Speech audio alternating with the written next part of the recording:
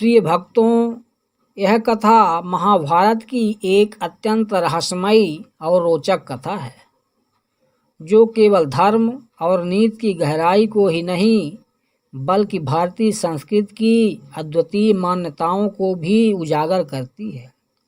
बहुत समय पहले हस्तिनापुर के महाराज विचित्रवीर की मृत्यु हो गई थी, बिना किसी संतान के।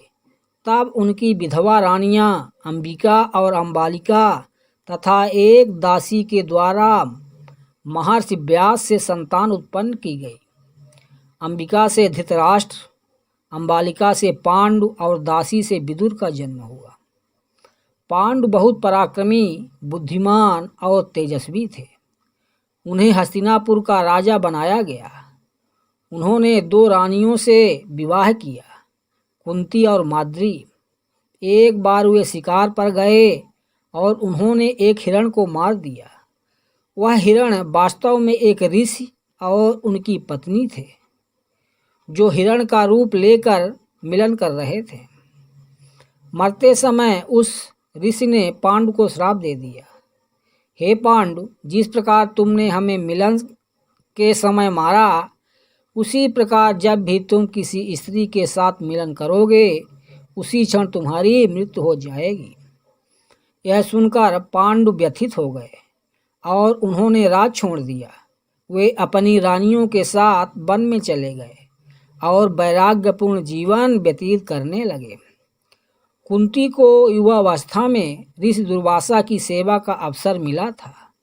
प्रसन्न होकर उन्होंने कुंती को एक दिव्य मंत्र दिया।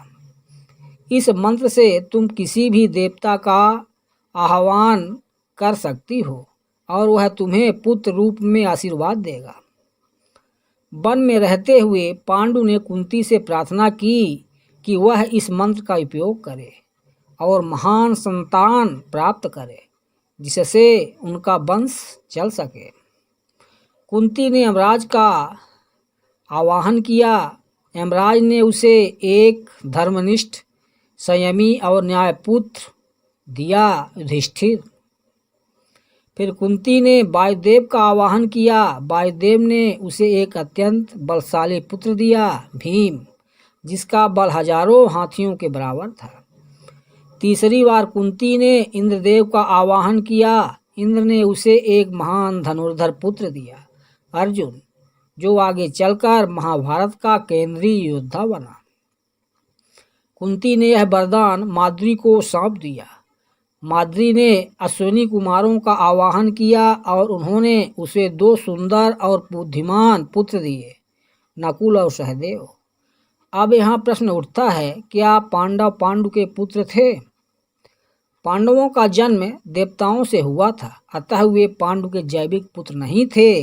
लेकिन महाभारत काल में धर्म से उत्पन्न संतान को भी वैध माना जाता था। जिस स्त्री के पति की अनुमति से संतान उत्पन्न की जाए, वह संतान उसी पति की मानी जाती है। इसलिए पांडव पांडु के ही पुत्र माने गए और उन्हें धर्मपुत्र कहा गया। एक दिन बसंत ऋतु में पांडु का मन माद्री की ओर आकृष्ट हुआ। उन्होंने श्राप को भूलकर माद्री के साथ मिलन करना चाहा और उसी क्षण उनकी मृत्यु हो गई। माद्री ने स्वयं को सती कर लिया। कुंती ने 5 पांडवों को लेकर हस्तिनापुर लौटकर उनका पालन पोषण किया। पांडवों की उत्पत्ति भले ही देवताओं से हुई हो, लेकिन वे पांडु के ही पुत्र माने गए। इस कथा से यह शिक्षा मिलती है कि धर्म, इच्छा और उद्देश्य की पवित्रता से जन्म लेने वाली संतान को भी समाज में समान अधिकार मिलते हैं। प्रिय भक्तों, इस प्रकार की रोचक जानकारी के लिए कृपया वीडियो को लाइक और चैनल को सब्सक्राइब करना ना भूलें।